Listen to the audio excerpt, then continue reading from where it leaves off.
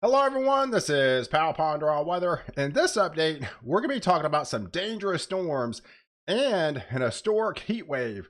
So if you're new to the channel, click the subscribe button and notification bell to get all my daily updates to keep you ahead of the storm.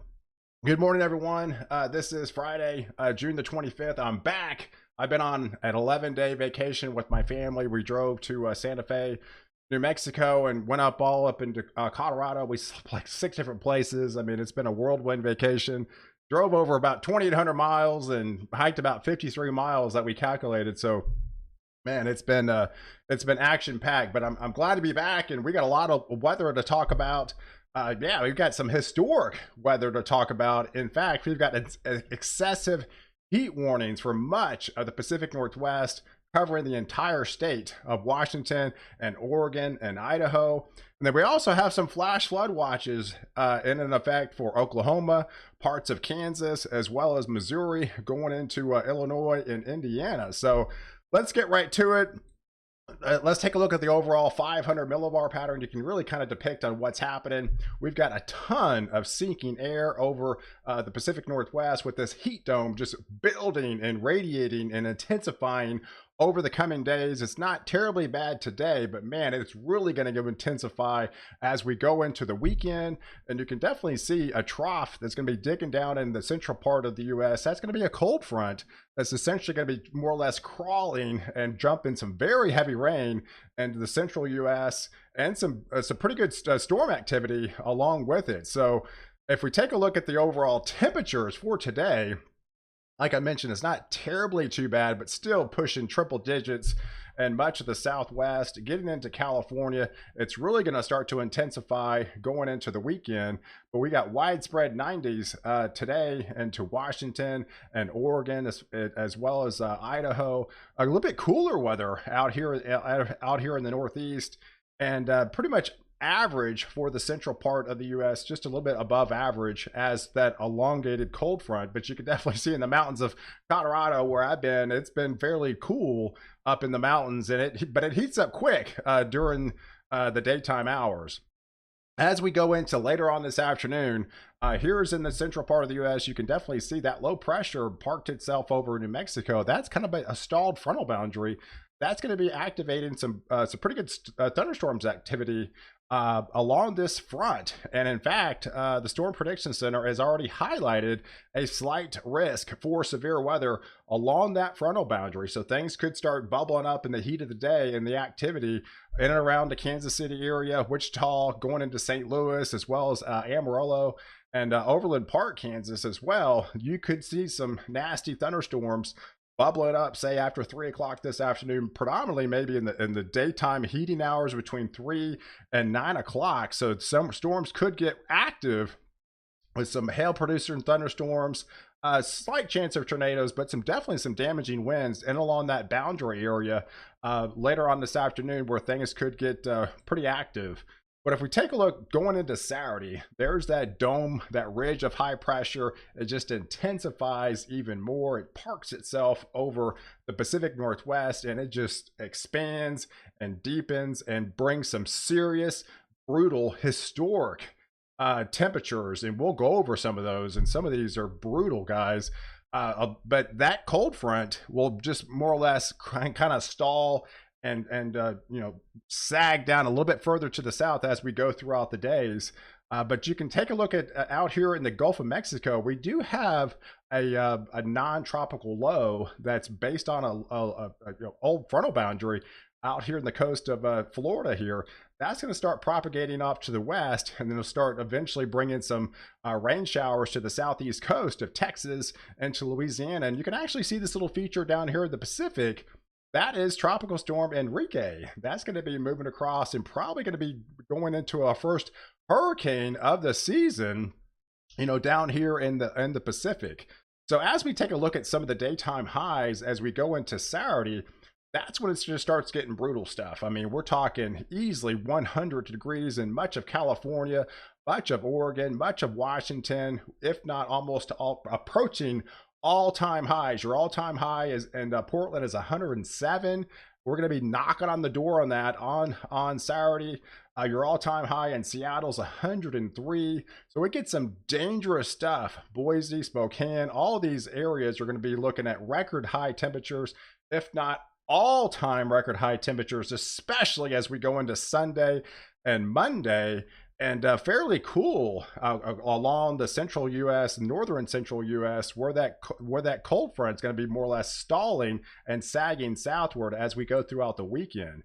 And you can definitely see it on the radar depiction as we go into Saturday. You can see this boundary sagging south. So if you're in Oklahoma and Kansas, Missouri and Iowa, into Illinois, into Michigan, you're going to be seeing some big time, some rain in those areas as that cold front will continue to sag. There's that low pressure. That is Enrique getting its act together and probably propagating, if not developing into a hurricane by then. And that you can see the area of low pressure down here in the Gulf of Mexico. It's not going to form into any tropical type nature, but it's actually going to be bringing some shower activity and bringing it movement, propagating it towards the west as we go throughout the weekend, increasing the rain for the southern states, and as well as Florida, where they're going to be where they started their rainy season, and you're going to be seeing those daily afternoon showers that bubble up in the heat of the day. So as we take a look at Saturday, there's where the Storm Prediction Center has highlighted that severe risk, and like I mentioned, it's right along that boundary. So places that saw storms on Friday going to be seeing it again on Saturday, as these storms could be intensifying right along this triple point down here in Lubbock, as well as Amarillo. But along this boundary here in Wichita, going up all into Illinois and to much of Chicago here, yeah, you can definitely see some bigger thunderstorms right along that cold front as it continues to sag further south. There's the 500 millibar. I look at the atmosphere as a kind of a hamburger, and you have to look at all different layers. And up in the higher ranges, there's a lot of heat that's building, that's going to be sinking into the mid latitudes, and that's where the heat is just going to be intensifying to dangerous level, folks. A lot of these areas in the Pacific Northwest do not have air conditioning. I mean, these areas, your normal highs are more or less in the mid 70s. So when you're talking triple digit heat, that's easily 30 degrees above average in some of these all-time records. And especially as we go into Sunday, yes, you could be approaching all-time record highs into Sunday. But as we go into Sunday, let's take a look at the overall upper level, the water vapor imagery, and there's that non-tropical low that we kind of highlighted as it's propagating and moving further off into the west. You can definitely see it's going to be taking advantage of some of the warmer temperatures into the Gulf of Mexico.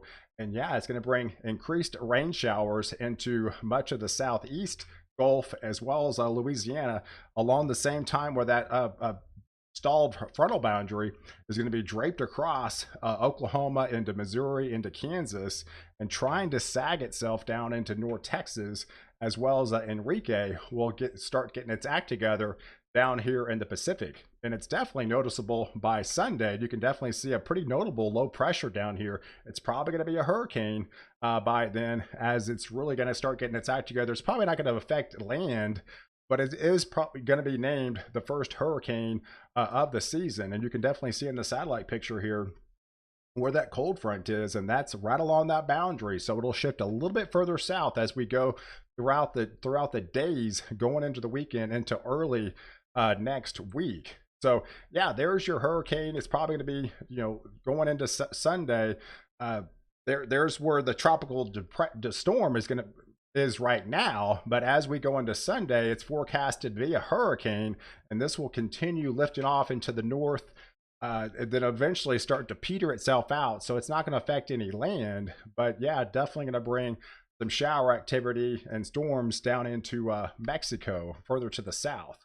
So yes, as we get into Sunday, that's when it gets dangerous, folks. So you really have to pay attention to the heat, stay as cool as possible. This areas are just not used to this type stuff. I mean, we're talking 113 degrees in Portland. That's going to shatter the all-time record of 107. I mean, the record's like 91 for the day. So, I mean, you're talking, it's going to be breaking the record by like 20 degrees. It's just incredible stuff. And even Seattle, I mean, your all-time high is 103. Yeah, by Sunday, we could be approaching 105, possibly 110. You know, that in 2009, that's when you hit that 103 degrees. So this is brutal stuff, and especially areas that just not used to getting this type of heat.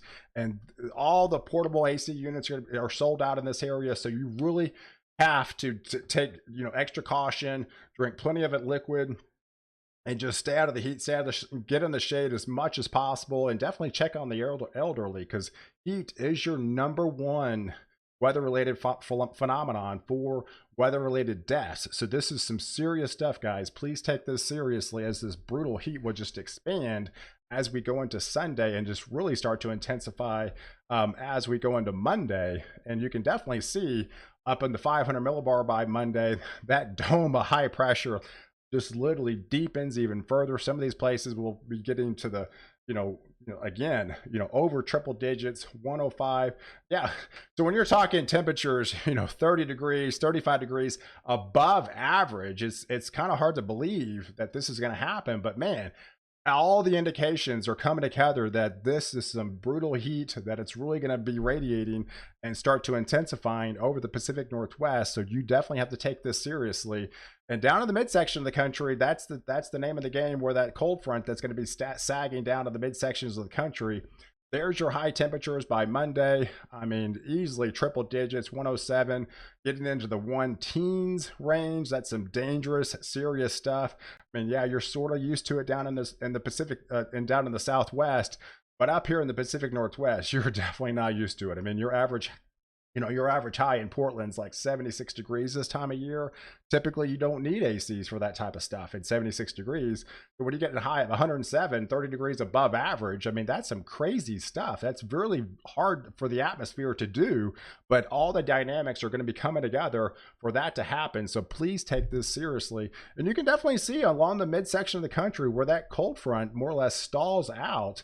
I mean, 70s, 80s for a good section of the country. That's where all the rain's going to be in the cloud cover. So it's going to be well below average temperatures where they're going to be seeing the rain, where they're going to be seeing that cloud cover with all the rain activity.